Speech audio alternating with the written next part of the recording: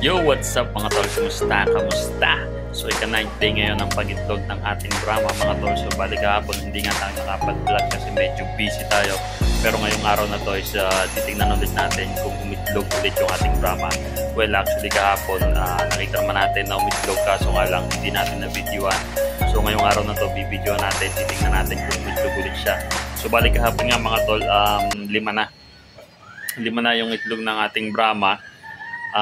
So ngayong araw titingnan natin and that's what I promise mga tol. Babasagin natin yung bagong itlog at kukuha tayo dun sa lumang itlog. Titingnan natin mga tol kung fertile na yung itlog na nilalabas ng ating Brahma. So actually napanood ko rin lang yun sa YouTube mga tol kung paano mag-check. Titingnan natin kung totoo yun mga tol. So let's go. So yan ulit mga tropa, no? Kinalat ko nga pala to. Tinay kong iharang kasi wala pang ano dito, hindi pa natin nabibilhan ng tawag dyan ng metal matting yan, ganyan, di pa tayo nakakabili. So bala ko lagyan to para next time medyo maluwang-luwang yung paggagalaan nila at hindi doon kasi yun, doon lang sila gumagalaw, galagalay, napapagalitan tayo pagka umiipot dyan.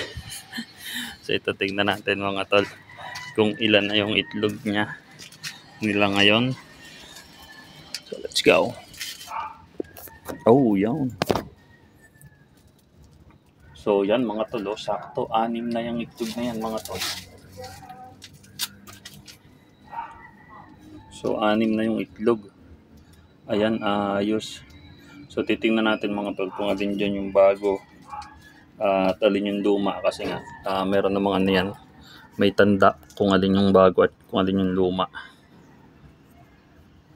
O ito wala yung markings natin dyan, so yan bago yan. Ito kaya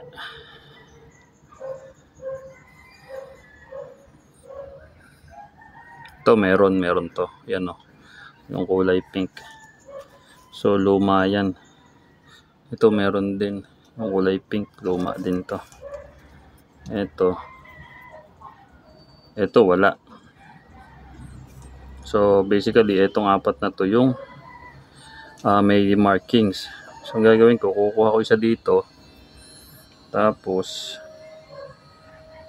isa rin dito siguro.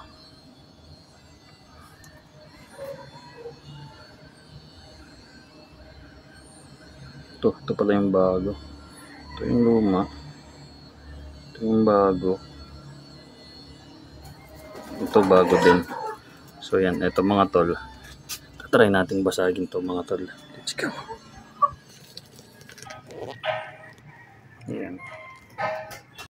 So yan na mga tol, no? Ito na nga yung dalawang itlog ng Brahma. So ito yung bago. At ito naman yung lumang itlog, yan yung may X. So titingnan natin yung difference mga tol.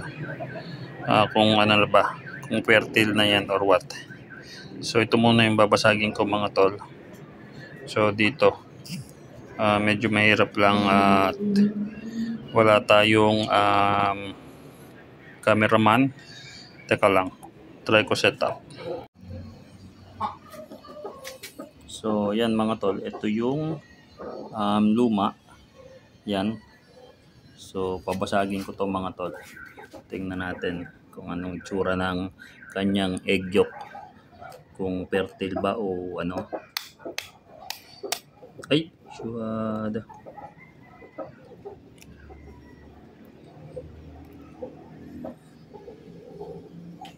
Failed siya mga tol, tinamaan. Pero yan yung itsura niya, nabasag yung pula. Sayang. So yan yung tawag dito. Yan yung matagal ng itlog. Titingnan ko naman yung iba.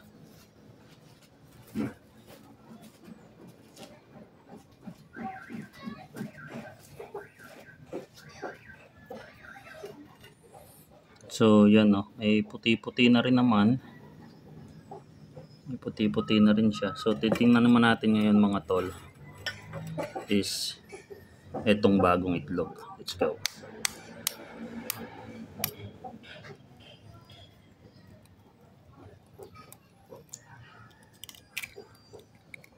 Yun.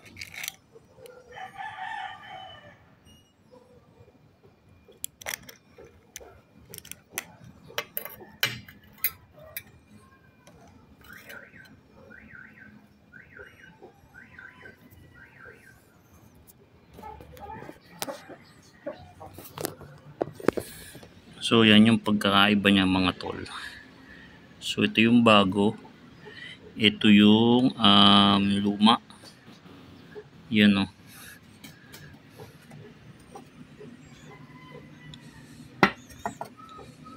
So yan, may mga puti-puti na naman yun dun. Pero yung napanood ko kasi sa YouTube, dapat daw sa gitna para fertile na talaga yung itlog. So yan. Tapos itong isa naman basag, nabasag ko kasi kaya hindi natin makita yung difference mga tol. Pero yan yun mga tol, ang resulta. Ito yung itlog na bago, ito yung luma. So yan may ano na siguro to, fertile na. Kasi may mga puti na rin dito, yun tsaka yun. So yun lang mga tol titingnan na natin. So bali ang gagawin ko tatanggalin ko na yung mga itlog. And yun simula bukas na itlog nila mga tol, is yun na lang yung iipunin natin para palimliman in case na maglimlim siya.